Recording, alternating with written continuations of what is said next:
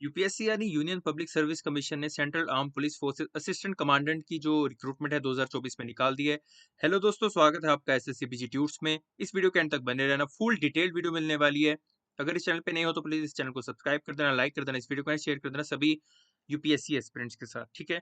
तो जैसे कि मैंने बताया, सीएपीएफ जिसे हम सेंट्रल आर्म पुलिस फोर्सेस कहते हैं, उसने असिस्टेंट कमांडेंट 2024 की रिक्रूटमेंट निकाल दी, जो कि हर साल इसी मई अप्रैल के आसपास निकलती है। तो रिक्रूटमेंट अपने टाइम से आ चुकी है।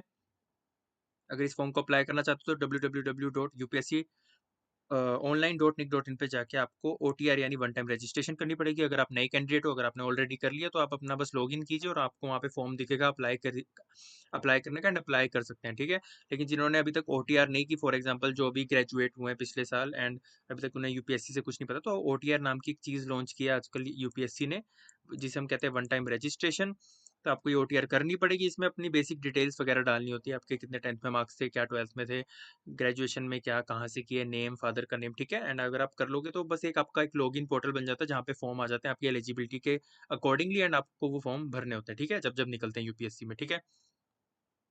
तो OTR आपको भरना है, नहीं तो आप लॉगिन करके अपना फॉर्म भर सकते हैं। कल यानी 26 अप्रैल से इसके फॉर्म शुरू हो रहे हैं एंड 14 मई इसकी लास्ट डेट है, ठीक है। इस चीज़ का आपको ध्यान रखना है।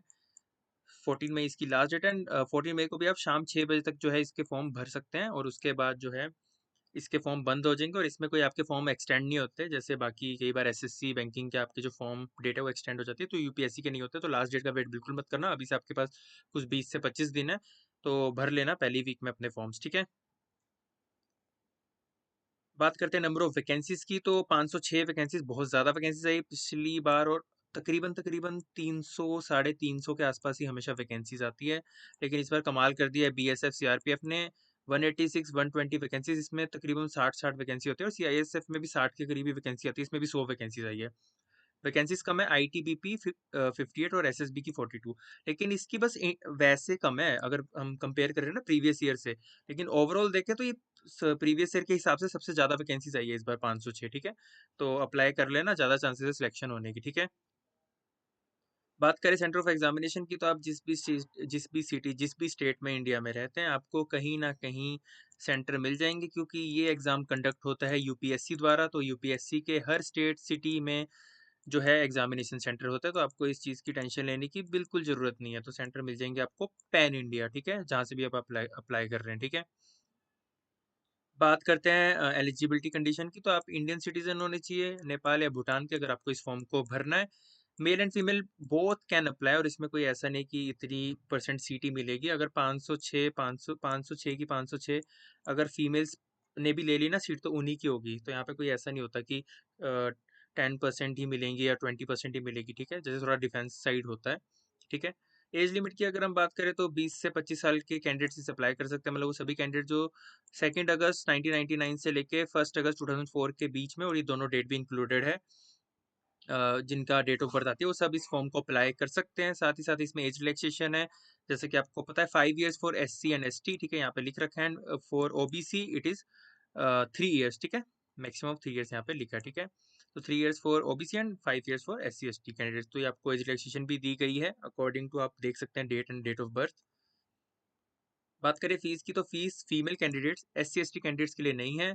OBC EWS जनरल कैटेगरी के स्टूडेंट्स को आपको दो, और वो भी मेल स्टूडेंट्स को, क्योंकि फीमेल की तो किसी की भी नहीं है, चाहे वो जनरल की हो चाहे SC ST की हो, ठीक है।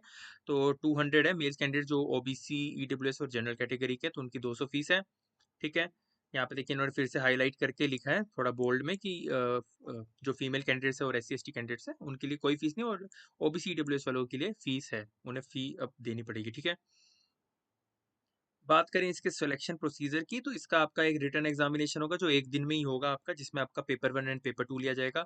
पेपर 1 आपका होगा 10 से 12 बजे, 4 अगस्त को, ठीक है, इसी दिन होगा, कोई आगे पीछे डेट नहीं होती, यूपीएससी ने अपनी डेट फिक्स की होती है, ठीक है। इसमें आपको OMR बेस्ड आपका जो एग्जाम होगा, जो बच्चे भी नए हैं जिसे नहीं पता इस एग्जाम के बारे में, उन्हें बता दूं, ये ऑनलाइन एग्जाम नहीं होता, ये ऑफलाइन एग्जाम होता है, जिसमें आपका OMR बेस्ड और रिटर्न होता है, ठीक है। जो 10 से 12 होगा आपका पहले सुबह, वो आपको OMR फिल करनी पड़ेगी, देन आपको 2 घंटे का ब्रेक मिलेगा, देन 2 से 5 आपको दोबारा सेंटर पे आना पड़ेगा, एंड आपको फिर रिटर्न एग्जाम देना पड़ेगा, ठीक है, जिसमें आपको ऐसे वगैरह ये सब लिखने पड़ेंगे।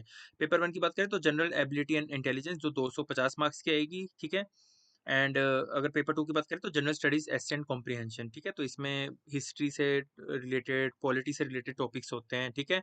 And English comprehension, English grammar, इससे रिलेटेड आपके 200 मार्क्स का जो है आपको प्रिसिज राइटिंग होती है, जैसे कॉम्प्रिहेंशन होता है, लैंग्वेज स्किल्स आपकी देखी चेक की जाती है, ठीक है। तो इससे रिलेटेड आपका टेस्ट होता है। फिजिकल स्टैंडर्ड्स की अगर हम बात कर लें इसमें, तो आपका जैसे आप एग्जाम अगर क्लियर कर लेते हैं तो आपका फिजिकल एफिशिएंसी टेस्ट होगा, जिसमें आपकी 100 मीटर की रेस लगवाई जाएगी 16 सेकंड में अगर आप मेल कैंडिडेट्स हैं, और 18 second for female candidates. 800 meter की रेस होगी 3 मिनट 45 सेकंड्स में अगर आप मेल कैंडिडेट्स हैं, और 4 मिनट 45 सेकंड्स अगर आप फीमेल कैंडिडेट्स हैं, ठीक है। 1 मिनट आपको एक्स्ट्रा मिलेगा। लॉन्ग जंप 3.5 मीटर की होगी और 3 मीटर की होगी, 3 चांसेस मिलेंगे, 3 चांसेस में आपको ये लॉन्ग जंप करनी है।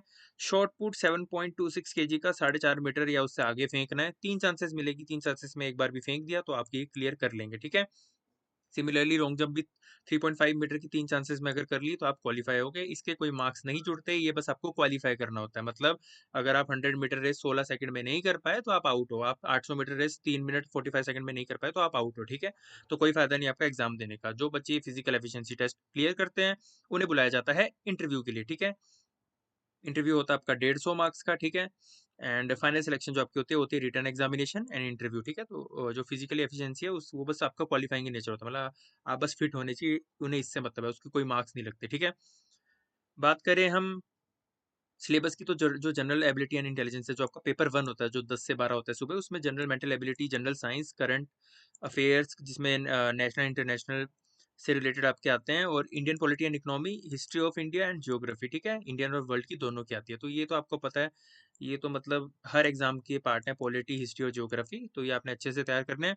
जनरल स्टडीज और एशियन कॉम्प्रिहेंशन की बात करें तो इसमें 2 पार्ट आते हैं, part A part B. Part A आता है आपका 80 मार्क्स का, जिसमें आपको ज्योग्राफी, पॉलिटी, इकोनॉमी से रिलेटेड जो है आपको ऐसे वगैरह लिखे रहेंगे। फॉर एग्जांपल जैसे इसी से रिलेटेड आ गया कोई, अभी आपको इंटरनेशनल कोई कोई भी ट्रेजेडी हुई है तो वो ट्रेजेडी में क्या क्या इशू था, उससे ऊपर आपको कोई ऐसे लिखने को आ जाएगा। देन आपका 120 मार्क्स का आएगा सिर्फ इंग्लिश से रिलेटेड, जिसमें कॉम्प्रिहेंशन होंगे, प्रीसिस राइटिंग होगी, मतलब वही समरी लिखनी होती है आपको, ठीक है। सिंपल ग्रामर होगी, ठीक है। लैंग्वेज टेस्टिंग होगी, मतलब आपको इंग्लिश आती है नहीं, आप ऑफिसर बनेंगे तो आपको इंग्लिश आनी चाहिए, ठीक है। तो ये होगा। एंड अगर आप क्लियर कर लेते हो तो जैसे कि मैंने आपको बताया फिजिकल एफिशिएंसी टेस्ट 200 आपको इसकी में फीस लगेगी, मैंने आपको ऊपर बता दिया था, ठीक है। जैसे नेगेटिव मार्किंग की बात करें तो इसमें 1/3 नेगेटिव मार्किंग भी होती है। हर क्वेश्चन के आपको 1 मार्क्स मिलता है, और नेगेटिव मार्किंग 0.33, तो हर क्वेश्चन का 1 मार्क्स। एंड अगर आप गलत करेंगे तो 0.33 आपके मार्क्स इसमें कटेंगे, ठीक है। इस चीज़ का भी आपको ध्यान रखना है। फिजिकल स्टैंडर्ड की बात करें तो 165 सेंटीमीटर से नीचे के जो कैंडिडेट्स हैं वो इसे अप्लाई नहीं कर सकते, ठीक है। और 157 सेंटीमीटर की वुमेन की मिनिमम हाइट होनी चाहिए, ठीक है। 81 सेंटीमीटर चेस्ट होना चाहिए, और एक्सपेंशन के साथ 5 सेंटीमीटर तक अलाउड है, ठीक है। और ये वेट लिखा है फॉर 165 सेंटीमीटर वालों के लिए, ठीक है। तो वेट टू जो हाइट रेशो है आपको नेट पे भी मिल जाएगी। ये सिर्फ 165 वालों के लिखा है कि 50 केजी होना चाहिए। कहीं 175 180 वाले भी टेंशन में आ जाए कि अरे हमारा तो 50 से ज़्यादा है, तो नहीं, उनके हिसाब से वेट, आपका हाइट के हिसाब से वेट भी थोड़ा बढ़ता है, तो उसके हिसाब से उन्होंने बोला है, ठीक है। तो ये था कुछ असिस्टेंट कमांडेंट सीएपीएफ यानी सेंट्रल आर्म पुलिस फोर्सेस के बारे में बेसिक इन्फॉर्मेशन। अगर आपको कोई डाउट है तो आप कमेंट सेक्शन में पूछ सकते हैं। और हाँ, अगर इस वीडियो के इस पार तक बने हुए हैं तो प्लीज़ इस वीडियो को लाइक कर देना, सब्सक्राइब कर देना, इस चैनल को शेयर कर देना सभी यूपीएससी एस्पिरेंट के साथ। Thank you so much.